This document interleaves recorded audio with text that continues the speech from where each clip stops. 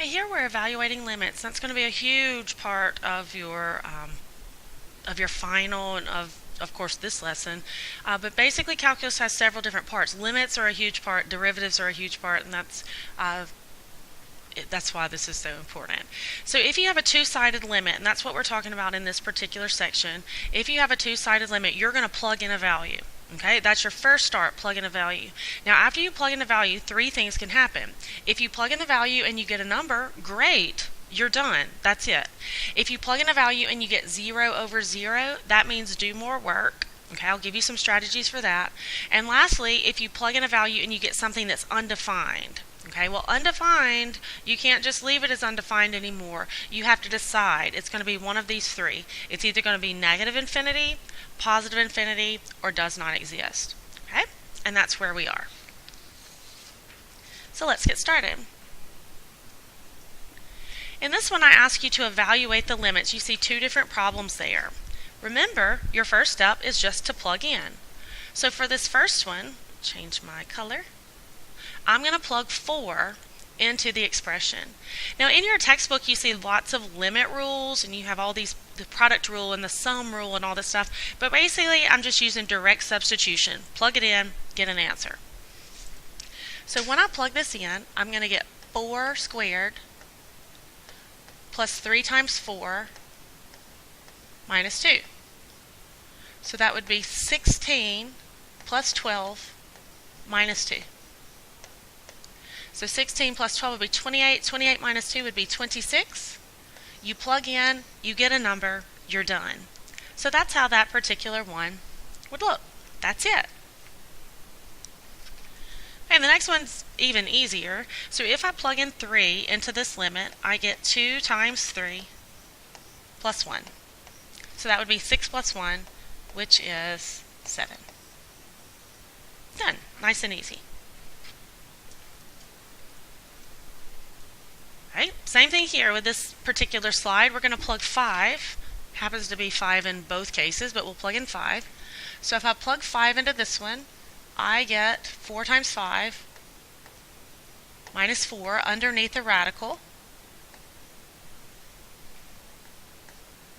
So that would be 20 minus 4 under the radical, which would give me the square root of 16, which is 4. That would be my answer.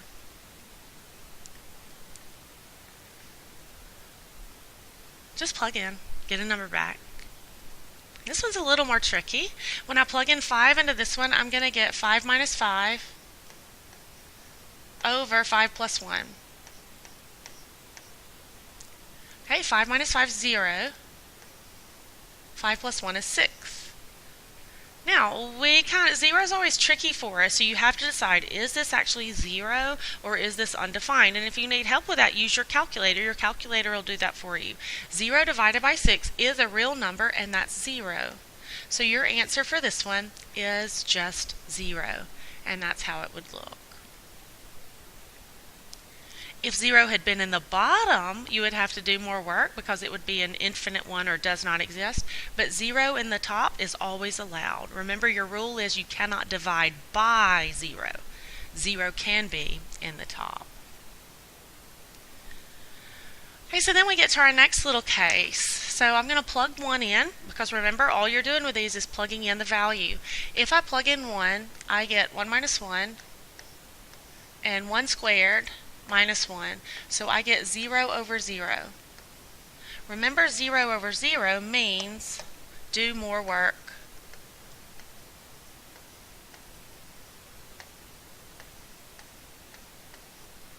Okay. Now I didn't give myself enough room, so I'm going to erase this one. Do more work. Let me expand on that just a little bit. Do more work in this particular case means factor. It doesn't always mean factor, but if you have basic polynomials like you see here, that's going to mean factor.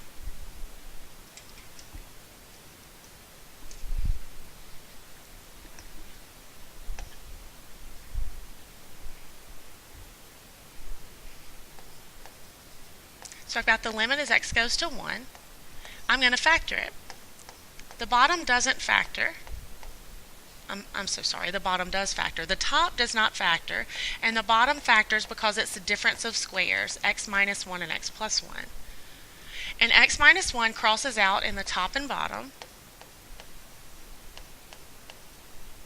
So that would give you a 1 left over in the top to hold the position, and x plus 1 in the bottom. Okay, so we'll do more work. We'll factor. Now we can plug in. We can finally plug in here. Once we get it simplified, we get 1 over, I replace x with 1, and that would be 1 over 2. That would be your answer, 1 over 2. Now, as far as if you were in the classroom and it was short answer, I don't care if you write it as 1 over 2 or 0.5, either one. But since you have multiple choice questions, you'll just have to pick to see if the answer solutions were decimals or fractions. Just put it in whatever format the answer would be.